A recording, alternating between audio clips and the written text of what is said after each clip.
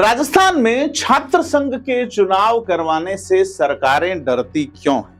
राजस्थान में आधे दशक से चुनाव नहीं हो रहे, यानी 4-5 साल से नहीं हो रहे, और यह कांग्रेस और भाजपा दोनों के वक्त में हो रहा है।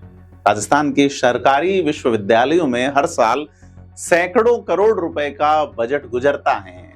लाखों छात्र इन विश्वविद्यालयों में पढ़ते हैं, फीस भरते हैं। कौन से छात्र पढ़ते हैं सरकारी विश्वविद्यालयों में?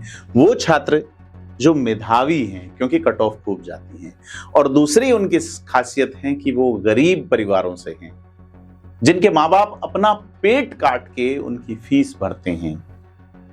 वो छात्र जो मेधावी नहीं हैं, प्राइवेट पढ़ रहे हैं, वो भी अपनी फीस इन विश्वविद्यालयों के खातों में जमा कराते हैं। अब सवाल पूछने वाला या हिसाब मांगने वाला, उस पेट काट के अपने बच्चे के लिए दिए गए पैसे का हिसाब मांगने वाला एक भी चुना हुआ छात्र प्रतिनिधि विश्वविद्यालयों को क्यों नहीं चाहिए?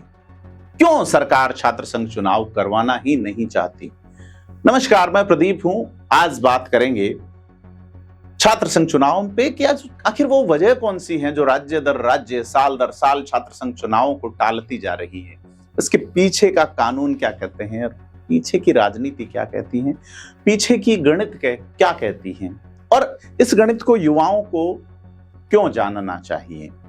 पहली चीज कि राजस्थान में हो क्या रहा है। देखिए, तस्वीर साफ है। राजस्थान विश्वविद्यालय में शैक्षणिक सत्र 2023-24 से छात्र संघ चुनाव स्थगित हैं। जोधपुर का भी यही हाल है, बीकानेर, कोटा, अजमेर, उदयपुर, बांसवाड़ा, डूंगरपुर समेत तमाम सरकारी विश्वविद्यालय, चाहे वो डिप्लोमा डिग्री के करवाते हों, चाहे स्पेशल, चाहे एग्रीकल्चर यूनिवर्सिटीज हो, एनिमल हस्बेंड्री की हो, या और भी, तो सरकार यानी कि गहलोत सरकार सत्र 2022-23 में या 23 में एक प्रशासनिक आदेश जारी करके चुनावों पे रोक लगाती है। मामला हाईकोर्ट पहुंचता है।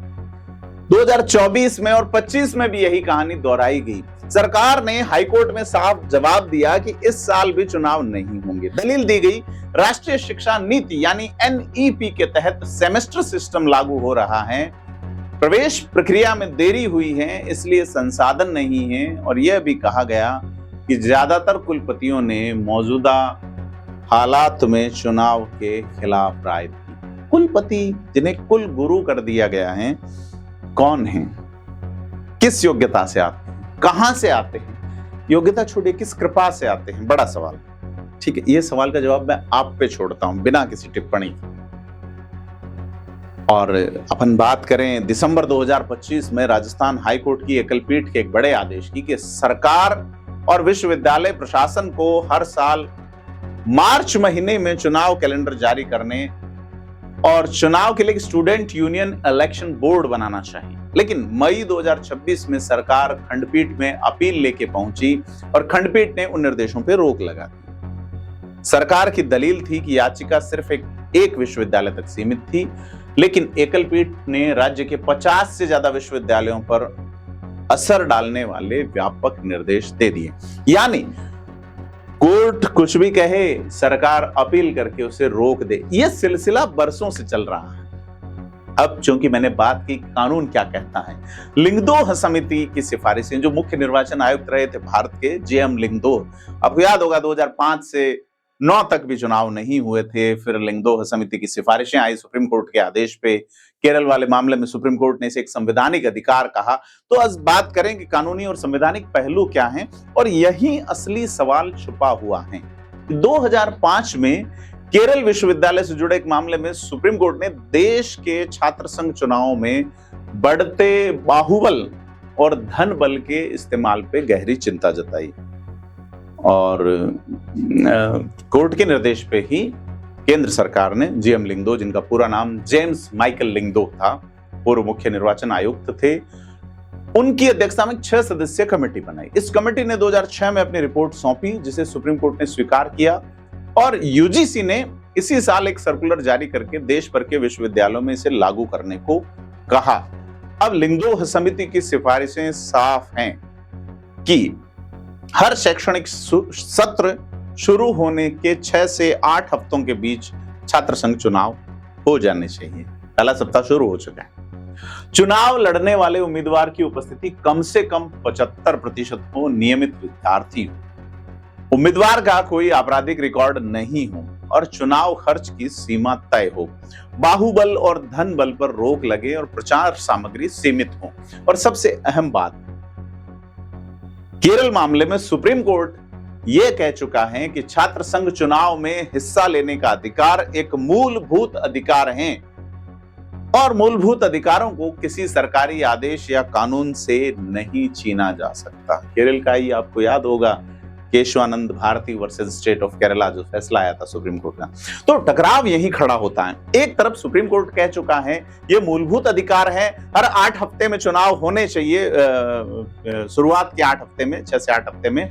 दूसरी तरफ राज्य सरकारें प्रशासनिक आदेशों के जरिए साल दर साल इसे टाल रही हैं। यह सिर्फ राजस्थान की कहानी नहीं, उत्तराखंड हाईकोर्ट में यह सवाल उठा कि सरकार के आदेश और लिंगदोह समिति की सिफारिशों में फर्क क्यों है। सुप्रीम कोर्ट खुद केंद्र सरकार से जवाब मांग चुका है कि देश भर में जेएम लिंगदोह समिति की सिफारिशों का पालन क्यों नहीं हो रहा। अच्छा, एक सवाल और है, डीयू और जेएनयू में कंटिन्यू चुनाव हो रहे हैं, वहां सरकार के आदेश लागू क्यों नहीं हो रहे जब यूनिवर्सिटीज ऑटोनॉमस हैं। असली सवाल यही है कि विश्वविद्यालय एक स्वायत्त संस्था है, उसकी जवाबदेही सीधे सरकार के प्रति नहीं होती, उसको छोटा सा भी बदलाव करने के लिए विधानसभा में एक्ट लाना पड़ता है। तो सवाल यह है कि सरकार को यह तय करने का अधिकार कहां से मिलता है कि विश्वविद्यालयों में चुनाव होंगे या नहीं। दिल्ली विश्वविद्यालय और जेएनयू जैसे केंद्रीय विश्वविद्यालयों में हर साल नियमित रूप से छात्र संघ चुनाव होते हैं, लेकिन राजस्थान में एक केंद्रीय विश्वविद्यालय वहां नहीं हो रहा, अजमेर के पास जो बांदर सिंदरी में। तो जैसे नवंबर में डीयू में चुनाव हुआ, माना तो दिल्ली सरकार ने, केंद्र सरकार चुनाव रोकने का आदेश देती, तो फिर राजस्थान के सरकारी विश्वविद्यालयों में अड़चन क्यों है? और जब विश्वविद्यालय खुद अपनी शैक्षणिक व्यवस्था के कैलेंडर तय करने में सक्षम हैं, तो चुनाव जैसे लोकतांत्रिक अधिकार के मामले में सरकार का हस्तक्षेप किस अधिकार से है? यह सवाल कोर्ट में भी उठ चुका है और अभी भी अनुत्तरित है। फीस लेते वक्त छात्र संघ के नाम से पैसे लिए जाते हैं। सवाल यह है कि असल डर किसका है सरकारों? अगर आप गौर करें, जो लोग आज सरकार के लिए सबसे बड़ी चुनौती बन के उभरे हैं, या लोकल भाषा में कहें जिन्होंने सरकार के कामों में लठ गाड़ रखा है, उनमें से कईयों की शुरुआत छात्र संघ की राजनीति से हुई। हनुमान बेनीवाल, रविंद्र सिंह भाटी, नरेश मीणा, बलवान पूनिया, ये लोग ये बड़े एग्रेसिव लीडर नजर आते हैं, खास करके मुझे पर्सनली रूप में राजस्थान के अंदर। तो ये कैंपस की राजनीति से जो नेता निकला हुआ है, जो किसी संगठन के बजाय उसने जनता यानी शुरुआती अपनी टीम खड़ी की, अपने लोग खड़े किए, तो ये कैंपस की राजनीति से निकल के बड़ा राजनीतिक कद हासिल करने वाले नेता अच्छा और एक्सप्रेसिव बोलते हैं, वो करते हैं जो कहते हैं और एनर्जेटिक नजर आते हैं। क्योंकि सरकारें जो है वो youth board, Yuva Morcha, youth टीमें, यूथ सेगमेंट, 10 चीजें चलाती हैं। सरकारें भी चलाती है, पार्टियां भी चलाती हैं। क्यों? क्योंकि वो एक रेप्लिका ढूंढ रही है कि जो यूथ एनर्जी है उसको कैसे कंट्रोल करने वाली अपनी टीम खड़ी की जाए। लेकिन छात्र नेताओं का मुकाबला बराबरी करने वाले लीडर अभी तक नजर नहीं आए। छात्र राजनीति से निकले हुए राजस्थान के कई नेता, हरीश चौधरी, राजेंद्र राठौड़, ऐसे नेता जो पब्लिक में एक बड़ा नाम है। किरोड़लाल मीणा वैसे जब एमबीबीएस कर रहे थे बीकानेर से, तो भी वो बताते हैं अपने किस्से कि स्टूडेंट, एक मेडिकल स्टूडेंट रहते हुए उन्होंने किस तरह से पॉलिटिकल एंगल पे काम किया। तो ऐसे बहुत सारे नेता तो जो कैंपस की राजनीति से निकल के आंदोलन खड़े करते हैं, बड़ा राजनीतिक कद हासिल करते हैं। और अगर बात करें कि भारत की आजादी के आंदोलन, जिसमें शुरुआत में लाला लाजपत राय वाला केस आपको याद होगा, जब विरोध हुआ था साइमन कमीशन का, उससे लेके अगर पिछले 100 साल का इतिहास देखें, वहां से लेके चाहे वो गांधी जी के तमाम आंदोलन रहे हो, असहयोग आंदोलन रहे हो, कौन था हिंदुस्तान रिपब्लिकन आर्मी में, HRSA बाद में जो बनी, कौन था भगत सिंह की भारत नौजवान सभा में, जो बाद में हिंदुस्तान रिपब्लिकन आर्मी में कन्वर्ट हुए। तो उसके बाद भारत छोड़ो देखो, उसके बाद 75 में अगर जेपी का आंदोलन शुरू हुआ तो कौन था, गुजरात से आंदोलन निकला, बिहार में जब सिंहासन खाली करो कि जनता आती, कौन थे, स्टूडेंट थे, बाद में अन्ना के आंदोलन में। तो हर बड़े जन आंदोलन में कॉलेज और यूनिवर्सिटी के विद्यार्थी सबसे आगे रहे हैं। और शायद यही वजह है कि जब भी छात्रों को संगठित होकर सवाल पूछने का मंच मिलता है, तो सत्ता प्रतिष्ठानों को असहजता महसूस होती है।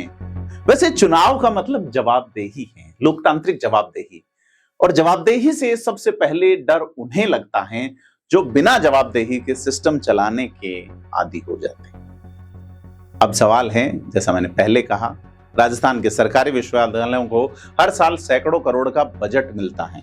लाखों छात्र सरकारी, सेल्फ फाइनेंस और प्राइवेट कॉलेजेस के भी और निजी एग्जाम देने वाले भी इन विश्वविद्यालयों से जुड़े परीक्षा और डिग्री प्रणाली का हिस्सा हैं।